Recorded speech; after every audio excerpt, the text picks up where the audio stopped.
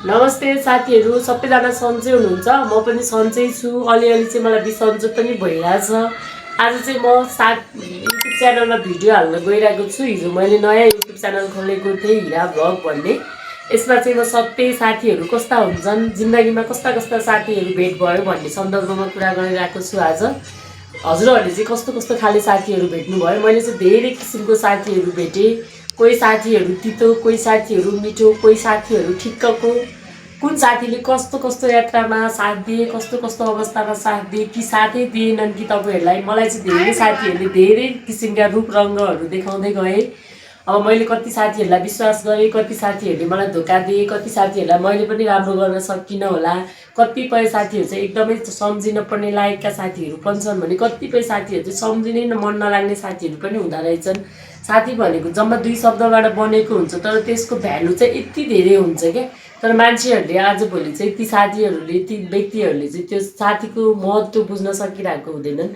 त्यही भएर चाहिँ मैले साथीको बारेमा बोल्न खोजेको। तपाईँहरूलाई कस्तो लाग्छ सल्लाह सुझाव दिनु होला। मैले चाहिँ जिन्दगीमा धेरै किसिमका साथीहरू भेटेँ।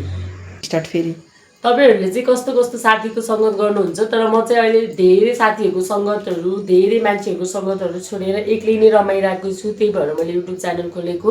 अलिकति साथीको सङ्गत गर्दा, अलिकति आफन्तहरूको सङ्गत गर्दाखेरि चाहिँ अलिकति विचार पुर्याउनु पर्ने हुँदो रहेछ। अहिले चाहिँ जमाना पैसाको छ, स्वार्थको छ, रमाइलोको छ, खुसीको छ। तर त्यो सबै चिजहरू त्यागेर पनि कहिलेकाहीँ मान्छेहरूलाई चाहिँ साथीको आवश्यकता पर्छ कि मनमा एकदम धेरै दुःख लागिरहेको बेला, पीडा भइरहेको बेलामा कसलाई सुनाउने त, कुन साथीलाई सुनाउने त भन्दाखेरि अब एउटा नाम हुन्छ नि त, कोही साथी विशेष सम्झेको, त्यही बेला चाहिँ त्यही साथीले इग्नोर गरिदिन्छ क्या हामीलाई।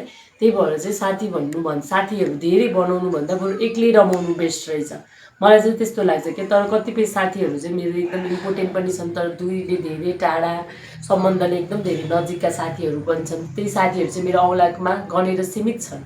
गो साथीहरू चाहिँ बनाउन चाहिँ तपाईँहरू पनि फेरि साथी नै नबनाउनु, सङ्गतै नगर्नु भनेको होइन मैले, तर धेरै विचार गरेर मात्र सङ्गत बनाउनु। कतिपय साथीहरूलाई चिया गफमा सीमित, कतिपय साथीहरू यात्राको क्रममा सीमित, कतिपय साथीहरू सुख दुःखमा सीमित, कतिपय साथीहरू यतिकै नामका पनि मात्र पनि साथीहरू हुन्छन्। त्यही भएर साथी भनिसकेपछि चाहिँ हट टु हट कनेक्सन भएको साथीसँग बाहेक, एकदमै मनले विश्वास गरेको साथीसँग बाहेक आफ्नो दुःख सुखका कुराहरू कसैलाई पनि नसुनाउनु होला।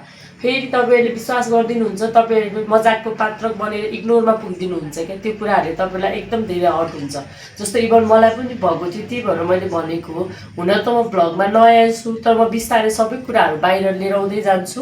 त्यही भएर तपाईँहरू पनि एकदम धेरै विचार गरेर साथी सङ्गतीहरूलाई विश्वास गर्नुहोस्, एकदम विचार गरेर मात्र सङ्गत गर्नुहोस्। सबैजनाले मेरो युट्युब च्यानललाई लाइक, कमेन्ट, सब्सक्राइब गरिदिनु होला। धन्यवाद।